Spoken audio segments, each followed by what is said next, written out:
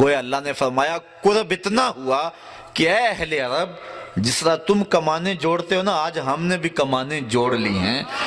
اس لیے اللہ اس کے رسول کے دشمن الگ الگ نہیں ہے۔ جس نے جو ہے وہ رسول پہ گالی دی، رسول پہ حملہ کیا، وہ اللہ پہ حملہ تصور ہوگا۔ اس لیے اللہ کے محبوب علیہ السلام نے جب جنگ کے موقع پہ ہاتھوں کے اندر کنکریاں لی اور شاہت الوجوہ اللہم ارعب قلوبہم وزلزل اقدامہم، حضور نے کنکر پھینکے تو رب نے کیا کہا؟ وما رمیت اذ رمیت ولکن اللہ رما، محبوب یہ جو کنکر تو نے پھینکے یہ تو نے تو نہیں پھینکے، یہ تو میں نے پھینکے ہیں۔ اس لیے کہ کمانے اگرچہ دو ہیں لیکن نکلنے والا تیر اب ایک ہی ہوگا۔ یہاں بڑی خوبصورت بات تمہارے بزرگ فرمایا کرتے تھے کہ اللہ اور اس کے رسول کی ذات ایک نہیں۔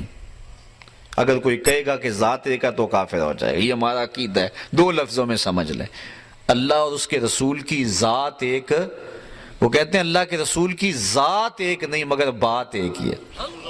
ذاتیں دو ہیں لیکن باتیں دو نہیں ہیں۔ بس اس نقطے کو یہاں سمجھایا گیا کہ ایسا قرب ہوا کہ جس طرح تم دو کمانے جوڑتے ہو۔ اور یہاں اعلیٰ حضرت نے یہ جو میں نے آپ کے سامنے اشعار پڑھے ہیں، کمانے ہے، آپ جو فرماتے ہیں کہ کمانے امکان کے جھوٹے نقطوں تم اول و آخر کے پھیر میں ہو۔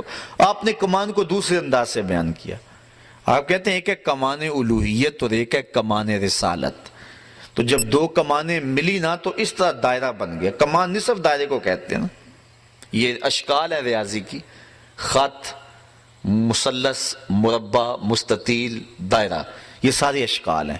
تو اللہ حضرت شکل بیان فرماتے ہیں تو کہتے ہیں کہ یہ جب دو کمانیں جڑی، نصف دائرہ کمان ہوتی ہے، دو کمانیں جڑی تو کیا بن گیا؟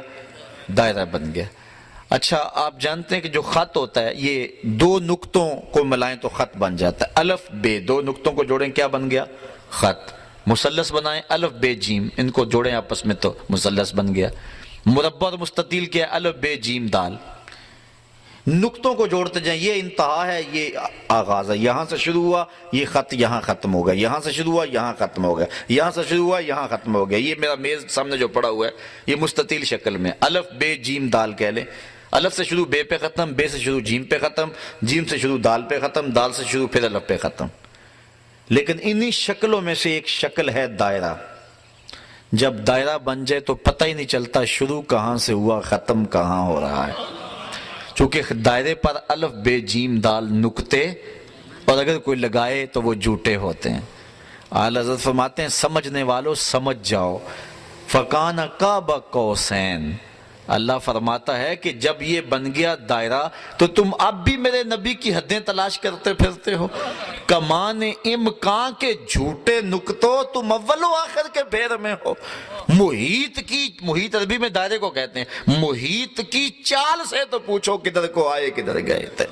کوئی حد ہے ان کے عروج کی، بلغ العلا بکمالہ فاوحی الی عبدہ ما اوحی۔ پھر اس نے اپنے بندہ خاص سے کچھ راز کی باتیں کی۔ فاوحی، وہی کہتے ہیں اشارت الخفیہ السریہ، چپ کیسے کسی کے کان میں کوئی بات کہہ دینا کہ دوسرا سن نہ پائے، اس کو کہتے ہیں وحی۔ تو اس نے اپنے بندے سے کوئی راز کی بات کی، فاوحی، اس نے وحی کی، فاوحی، اس نے وحی کی الی عبدہ، اپنے بندے کو۔ یہ معراج کا نقطہ عروج ہے نا، کس لیے بلایا، کیا کہا۔ یہاں بھی ملاقات ہوتی ہے تو آپ دیکھتے ہیں کہ بات کیا ہوئی، تو اللہ تعالیٰ اس کو بیان فرما، فاوحی، پھر اس نے کلام کیا اپنے بندے سے۔ سارے کان کھڑے ہو گئے، سارے لوگ جو ہیں وہ متوجہ ہیں کہ سنیں کیا کہا۔ آگے فرمایا ما اوحی، تمہیں کیا لگے جو مرضی کہا۔ اس کو مبہم رکھا، بیان نہیں کیا۔ فاوحی یہاں تک بیان کیا، اس نے وحی کی الی عبدہ، اپنے بندے کی طرف، بندہ خاص کی طرف۔ سارے کان کھڑے ہو گئے، کیا وحی کی، کہا ما اوحی، جو بھی کی، جا کرنے والا جانے یا سننے والا جانے، تمہیں کیا لگے، تم اتنا جانو کہ اس نے اپنے بندے کو کچھ عطا کیا، کچھ دیا اس نے اپنے بندے کو، کچھ وحی کی۔ اور علماء فرماتے ہیں 70,000 اسرار تھے، 70,000 حکایات تھیں، اور جو ہے وہ 70,000 جو ہیں وہ احکام تھے جو اللہ تعالیٰ نے اپنے محبوب علیہ السلام کو 70,000 رموز، 70,000 اسرار اور 70,000 جو ہیں وہ حکایات جو اللہ نے اپنے محبوب کے سینے میں ودیت کی۔ اچھا، ام المومنین سیدہ عائشہ رضی اللہ تعالی عنہا سے ایک روایت ہے، فوائد الفوائد شریف میں ہے، کہتے ہیں ایک دن حضور علیہ السلام کا دریائے رحمت جوش میں آ گیا، مجھے کہا عائشہ جو مانگنا ہے مانگ لو، جو مانگنا ہے مانگ لو۔ میں نے عرض کی حضور اگر اجازت ہو تو اپنے باپ سے مشورہ نہ کر لوں؟ دریائے رحمت جوش میں ہے اور کہا جو مانگنا ہے مانگ لو، موقع بڑا اہم ہاتھ میں آیا ہے، تو اگر آپ اجازت دیں تو اپنے والد حضرت ابو بکر صدیق سے مشورہ نہ کر لوں؟ کہا جاؤ ان سے پوچھ لو۔ حاضر ہوئی، دریائے رحمت جوش میں محبوب نے فرمایا کہ عائشہ جو مانگنا ہے مانگ لو، مجھے بتایا جائے کہ میں حضور سے کیا مانگوں۔ فرمایا عائشہ حضور سے عرض کرنا کہ معراج کی قربت خاص میں اللہ نے آپ سے کوئی راز کی باتیں کی تھیں، تو ان باتوں میں سے کوئی ایک بات بتا دیں۔ مانگا بھی تو علم مانگا اور کہا عائشہ سنو، میرے سے وعدہ کرو جو حضور بتائیں مجھے بھی آ کے بتانا۔ کہا ٹھیک۔ حاضر ہوئی، حضور نے فرمایا عائشہ مشورہ ہو گیا؟ جی حضور ہو گیا۔ کہا بتاؤ پھر کیا مانگتی ہو؟ کہا حضور معراج کی قربت خاص میں جب آپ گئے تھے تو اللہ نے آپ سے کوئی کلام فرمایا تھا؟ کہا جی۔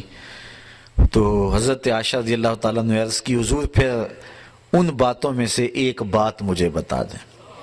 حضور مسکرا پڑے، اس بات پہ بھی مسکرائے ہوں گے کہ میرے یار غار کا انتخاب کیسا ہے، اور اس بات پہ بھی مسکرائے ہوں گے کہ اگر راز کی بات بتا دوں پھر راز راز تو نہ رہا، لیکن خود ہی پہلے وعدہ کیا تھا جو مانگو گے دوں گا۔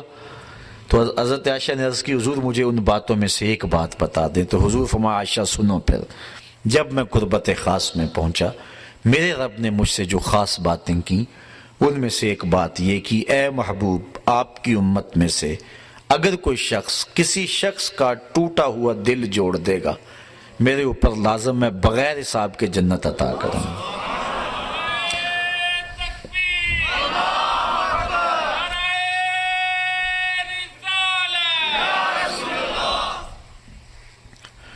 اللہ تعالیٰ پر ویسے کوئی شے لازم نہیں ہے، کوئی شے اللہ پہ فرض نہیں ہے۔ یہ ہمارے قائد کی کتاب میں لکھا ہے، شرح قائد میں، شرح مقاصد میں، خیالی سب کتابوں میں لکھا ہے کہ اللہ پر کوئی شے لازم نہیں ہے، کوئی فرض نہیں اللہ پر، لیکن از خود اپنے اوپر کوئی شے لازم کر لے تو یہ اس کا کرم ہے۔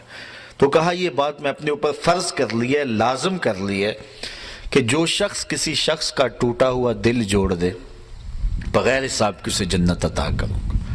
ام المومنین بہت خوش ہوئیں کہ بسا اوقات کسی شکستہ دل کی بات سن لیتے ہیں، کسی کا دکھڑا ہی بیٹھ کے سن لینا کبھی تو اس کو تسکین ہو جاتی ہے، کسی کی مدد کر دیتے ہیں، کسی کے کام آ جاتے ہیں، کسی کو مصیبت سے نکال دیتے ہیں، یہ تو بخشش کا بہانہ مل گیا۔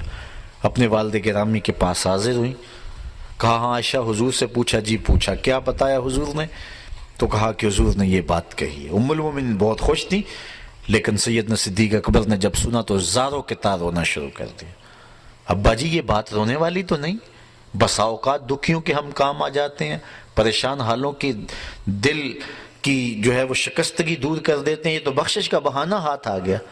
کہا عائشہ اسے معکوس بھی پڑھو، تصویر کا دوسرا رخ بھی دیکھو، اگر کوئی کسی کا ٹوٹا ہوا دل جوڑ دے بغیر حساب کے جنت میں جائے گا، اور اگر کوئی کسی کا دل توڑ بیٹھے تو پھر تو سیدھا جہنم میں جائے گا۔ اس لیے میں ڈرتا ہوں کہ ہم سے کسی کا دل نہ ٹوٹ گیا۔ آج کے معراج النبی کے موضوع پہ ہونے والے اس اجتماع سے یہ درس لے کر گھروں میں پلٹنا، ہو سکے تو کسی کا دل جوڑ دینا، لیکن کسی کے دل کی شکستگی کا سامان نہ بننا۔ میرے اور آپ کے آقا و مولا نے تو یہاں تک احتیاط فرمایا اپنے گوشت کی خوشبو سے ہمسائے کو تکلیف نہ دو، یا تو تھوڑا سا پانی زیادہ ڈال لو اور شوربے کی پیالی غریب ہمسائے کے گھر بھی بھیج دو، اور اگر یہ نہیں کر سکتے تو ایسے زاویے اور ایسے وقت میں کھانا پکاؤ جب ہمسائے کے بچے سو چکے ہوں۔ چونکہ بچے اٹھ کے ضد کر بیٹھے اور ماں باپ سے انہوں نے مطالبہ کر لیا، غریب ماں باپ استطاعت نہیں رکھتے، تو بتاؤ ان بچوں کے دکھ کا علاج کس کے پاس ہوگا؟ وہ کیا کسی نے کہا نا، دوپہر کو سلا دیتی ہے بچوں کو وہ اس ڈر سے گلی میں پھر کھلونے بیچنے والا نہ آ جائے۔ لیکن ہم نے ان لوگوں کے درد کو کبھی سمجھا؟ عید کے دن بھی بیوہ کا یتیم بچہ آلو چھولے بیچنے پہ مجبور ہوتا ہے، کبھی بسوں کے اوپر چھوٹے چھوٹے بچے پانی بیچتے اور کنڈکٹروں کے دھکے کھاتے ہوئے دیکھیں. یہ بچوں کے سکول جانے کا زمانہ ہے، لیکن ہمارا معاشرہ بے درد ہو چکا ہے. تو ہمیں کسی کا دل نہ توڑنا، کسی کے دل کی شکستگی کا سامان نہ بنا. جوڑ سکتے ہو تو کسی کا دل جوڑ دینا، کسی کی شکستگی کو دور کر سکتے ہو تو یہ ایک بہت بڑی نیکی ہے، اور یہ بندے کو کہاں کی کہاں پہنچا دیتی ہے. میرے اور آپ کے آقا و مولا کی مجلس لگی ہوئی تھی. ایک شخص ایک کونے سے اٹھا، عرض کی حضور میرا بچہ گم ہے اور مل نہیں رہا، دعا کریں مل جائے. قبل اس سے کہ حضور دعا کے لیے ہاتھ اٹھاتے، مجلس کے دوسرے کونے میں ایک شخص بیٹھا تھا. عرض کی حضور میں ابھی فلاں باغ کے قریب سے گزر کے آیا ہوں، میں نے بچوں کے ساتھ اس کے بیٹے کو کھیلتے ہوئے دیکھا ہے. باپ نے سنا تو دوڑ لگا دی. آقا فرمائے سے بلاؤ. بلایا گیا. بہت جلدی ہے میاں. جی حضور آپ جانتے ہیں باپ کے جذبات کیا ہوتے ہیں. بچے کی ماں الگ تڑپ رہی ہے، ممتا کی ماری ہوئی ماں کو بھی قرار دینا چاہتا ہوں، اور بچے کو دیکھ کے خود بھی آنکھوں کی تسکین کا سامان کرنا چاہتا ہوں. فرمایا ضرور جاؤ، تمہیں روکتا نہیں، لیکن ایک بات میری یاد رکھنا، جب باغ کے کنارے جاؤ بچوں کو کھیلتا ہوا دیکھو، اپنے بچے کو بھی پالو تو بچے کو بیٹا کہہ کے آواز نہ دینا، نام لے کے پکارنا. عرض کی بیٹا کہہ کے پکاروں تو حرج بھی کیا ہے، آخر میرا بیٹا ہی تو ہے. فرمایا تم بچھڑے ہوئے ہو اور تمہارے لہجے میں بلا کا پیار ہوگا، اور تم نہیں جانتے کہ ان کھیلنے والے بچوں میں ہو سکتا ہے کوئی یتیم بچہ بھی کھیل رہا ہو. اور جب تم اپنے بچے کو بیٹا کہہ کے پکارو گے اس کا دل چھدے گا، کلیجہ زخمی ہوگا. آج میرا باپ ہوتا تو مجھے بھی بیٹا کہہ کے پکارتا. یہ اسلام کا مزاج ہے. بیوہ کے سامنے اپنی بیوی سے پیار نہ کرو، غریب کے سامنے اپنی دولت کی نمائش نہ کرو، اور لوگوں کے لیے دل شکستگی کے سامان نہ کرو، لوگوں کے دل جوڑنے کی کوشش کرو. تو کہا عائشہ میرے رب نے مجھ سے جو باتیں کی ہیں ان میں سے ایک بات یہ ہے، آپ کی امت میں سے اگر کوئی شخص کسی کا ٹوٹا ہوا دل جوڑ دے تو میں نے اپنے اوپر لازم کر لیا ہے کہ بغیر حساب کے اس کو جنت عطا فرماؤں گا.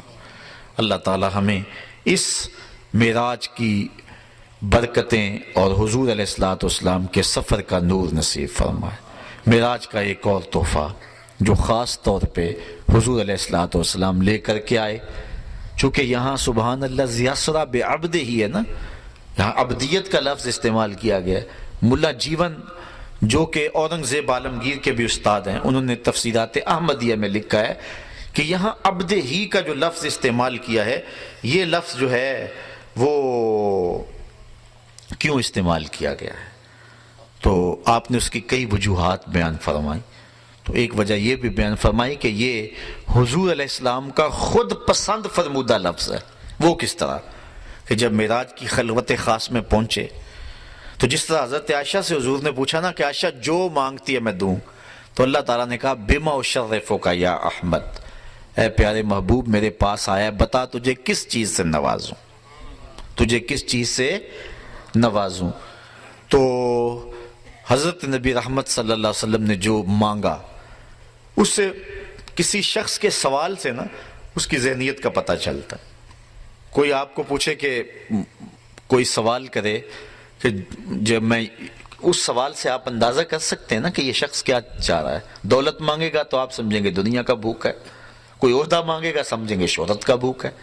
تو انسان کے سوال سے اس کے ذہن کا پتہ چلتا ہے. اس لیے وہ کیا کسی شاعر نے کہا تھا، میرے سوال کی عظمت تو دیکھ ہے ساقی، میرے سوال کی عظمت تو دیکھ ہے ساقی، جام نہ دے حسن طلب کی داد تو دے.